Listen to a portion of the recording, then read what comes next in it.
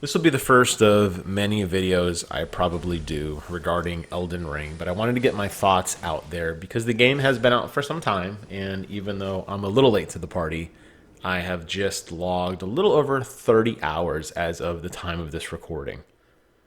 Elden Ring is everything I wanted it to be and then some.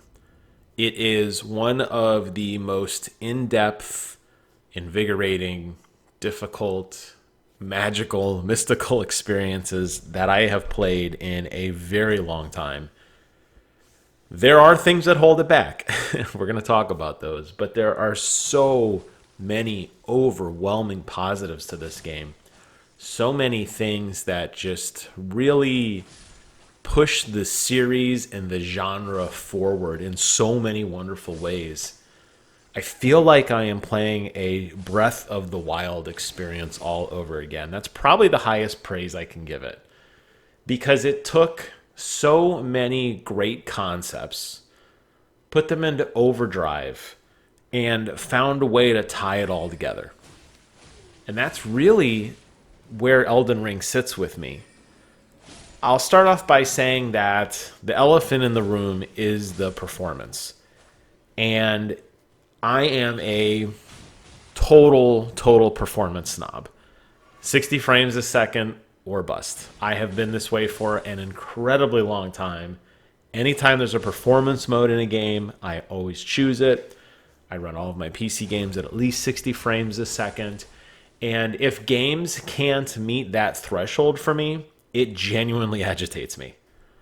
Doesn't mean there aren't great experiences to be had out there, and I understand a lot of people prefer the 30 frame per second fidelity mode.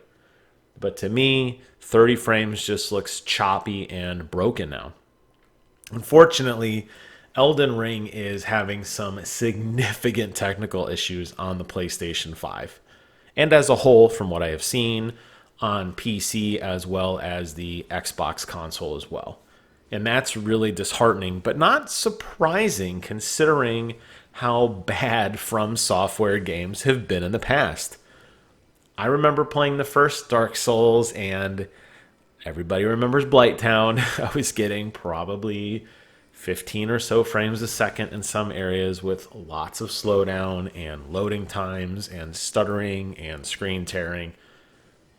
But the game is so good, and I'm talking about just any of the From Software games. I'm not really focusing on any one in particular. The games are so good that you're willing to overlook it. In the same way that Breath of the Wild had a lot of technical issues and it did not run smoothly and it was annoying, I was so caught up in the world and I was so caught up in everything with the magic and the environment and the ambiance of everything happening around me. I was willing to overlook a lot of it. And there's so much good here, but I have to admit, it's frustrating. The technical performance needs to be better. It does. I think that's what holds this game from one of the best games ever, honestly. I think that is the thing that I am missing right now.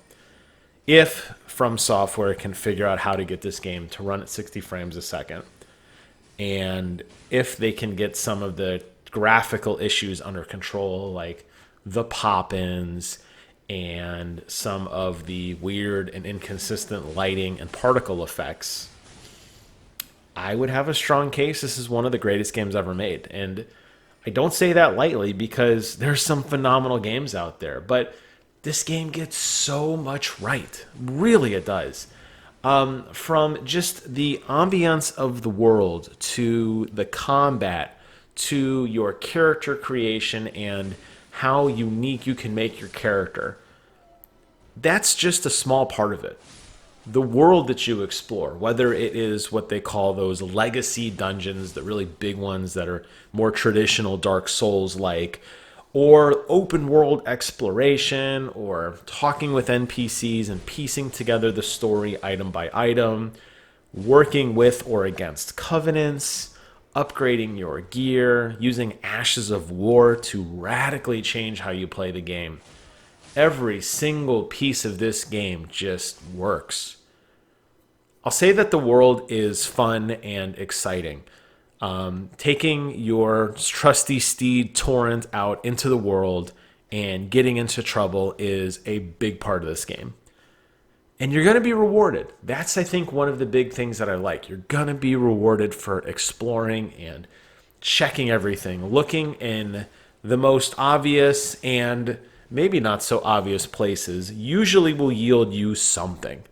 Whether it's crafting materials or rare crafting materials, whether it's a cave that leads to a bonus area that grants you some sort of weapon or some sort of ash of war or something, it's always making you feel good for exploring. And while you don't necessarily need the carrot and the stick on everything, in a case like this, it drives me to want to continue to see what's out there. Just when I think I have the best build, just when I think I have a phenomenal character, and just when I think I have everything I need to be successful, I stumble across an optional area of the world. I fight a larger than life enemy, attacked by a dragon or by a giant or something. And I fight them. Usually it takes a while, a couple respawns, and I finally win. And I get a piece of gear, and it totally changes my build. Just like that. And the fact that you have so many options to be viable, I think is really cool about this game. Unlike traditional Dark Souls games where you kind of have to have an idea of what you want to be, I think in Elden Ring you just play and somewhat organically your build will work. Now, that is some caveat there. Of course, if you are a magic user versus somebody who wants to use very large weapons like giant hammers or great swords, yeah, you're probably not going to be able to toggle between those two very easily. However, you are going to be able to have a pretty good weapon that does some decent melee damage. You might have a few spells. So if you want to kind of be a jack of all trades, you can. Of course, obviously, you can min and max to your heart content. And I like to play these games sword and board. That's the only way I know how to play. I would love at some point to make a character that emphasizes magic as a primary stat. But to me, Dark Souls games have always been kind of punishing in that sense because you run out of magic quickly, and when you're out, you're out. And the nice thing about Sword and Board is you can stay out pretty much indefinitely because you'll never run out of stamina. Now, they have even thought of that by putting lots of cool spawns and mobs in the world that by killing them will regenerate flasks, which allow you to continue the fight. But I still feel like your magic is going to burn significantly faster than you are going to be able to regenerate it via potions and such. So my particular style is sword and board. Heavy emphasis on strength and on vigor and on endurance, trying to get the most powerful, biggest weapons I can, trying to make sure my stamina bar is massive with shields with 100% physical mitigation so that I basically have a second health bar in a sense. And, you know, while I like to dodge roll like everyone else, face tank as much as possible, shield out, ready to slam into whatever comes my way. And I have been pretty successful with that for the most part. There's definitely a few bosses that make me think a little bit differently, using some of the environmental traps and using some of my summons to kind of mix up the battlefield. So it's not to say it's a 100% viable strategy, and I've found some really interesting spells that I will never be able to use, at least in this playthrough. I know there is a respecking system that you can, you know, change your character around, but this has worked for me, and I think I'll continue down this path. When it comes to building up a character, I think what makes it so different is the Ash of War. Ash of War is a new system that is implemented that was a weapon enhancement that not only gives you the ability to do something cool with your weapon, like throw it like a lightsaber and it comes back to you magically, or to allow you to kick, or allow you to rapidly sheathe and unsheathe a weapon, or convert your weapon into lightning damage, or something along those lines. But it also fundamentally changes how your leveling works with your weapon, particularly the current stats you have. As an example, the sword that I'm using right now with the art of the Ash of War that I have on right now allows me to spec into Faith which is a stat which is not primarily used with the guy with sword and board. But because my weapon has such a high multiplier with faith, giving me faith radically increases my overall damage output. In addition, it now gives me a pool of magic that I didn't have before. And I love that these are great ways to bridge the gap between two builds. A character who is primarily magic based will be able to have a decent melee weapon as a result of this. And inversely, a character like me who is basically built for tanking will get a little bit into some of the magic as well based on some of these statistics. And I love that. You're going to find these things and it's going to radically change the way you play the game. And you're going to start off with a very specific build in mind, and I almost guarantee within minutes you're going to find something that changes how you play. And I like that characters aren't necessarily throwaways. I think back to the days of Diablo 2, where I would find a really cool legendary weapon and start a fresh character with the sole purpose of inheriting that weapon.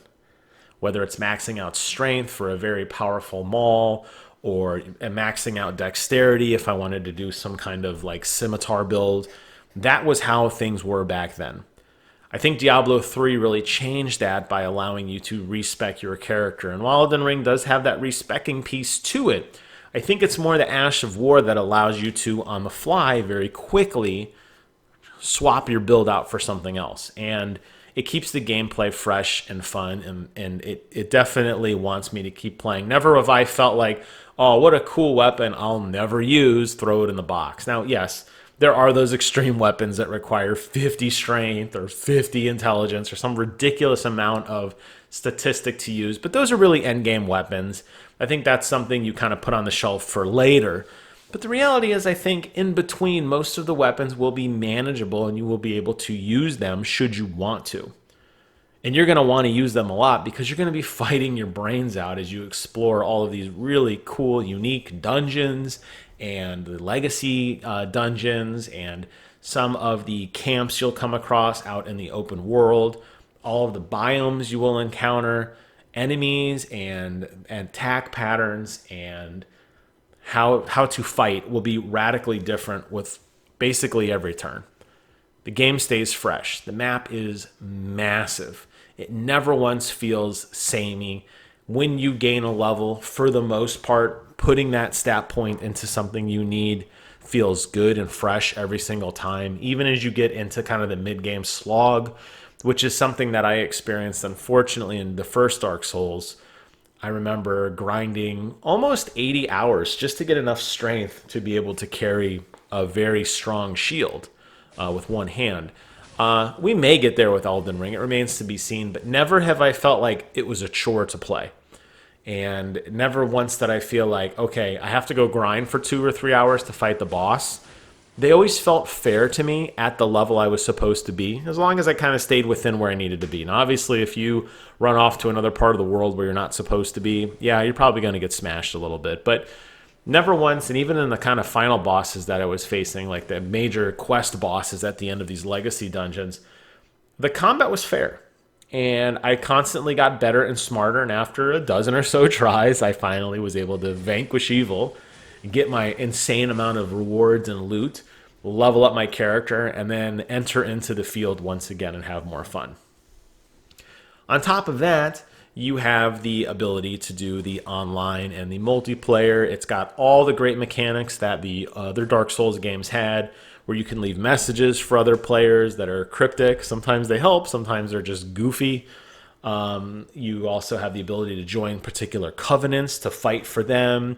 You can invade other players. You could help defend other players from invasions. There is a very robust social system here to this game that exists from all the other games that I think will give it a longevity, very long longevity, that I think will have people playing this game for a long time to come. There's just nothing like this game, and they, at From Software, I feel like they have taken an award-winning formula in the Dark Souls universe, and they have constantly refined it and improved it. And now with the open world element to it, this just feels like it's something special. Everybody's talking about it. everybody's playing it. And we're all just barely scratching the surface. That's the best part about this. There's so much more to this game that we're all collectively just starting to learn and to navigate through. And I love that. Just it's that I'm going to bookend my review as I wrap up here. It just goes back to that technical performance. It's hard to play sometimes because it is immersion breaking. And there are some bugs in the game that need to be fixed. And there are some graphical issues that really shouldn't exist in a modern era video game. From Software has always struggled with this, so I knew going into it what to expect. That doesn't make it feel any better. That doesn't make it any less not fun. It's still aggravating as heck when you're circling around an encampment of enemies on torrent, shooting bow and arrow wildly, or swinging your sword into the crowd when you experience just jarring, dropping frame rates. That really hurts the experience and it really sets you back. Now, that doesn't happen all the time, but I have to emphasize it's very important.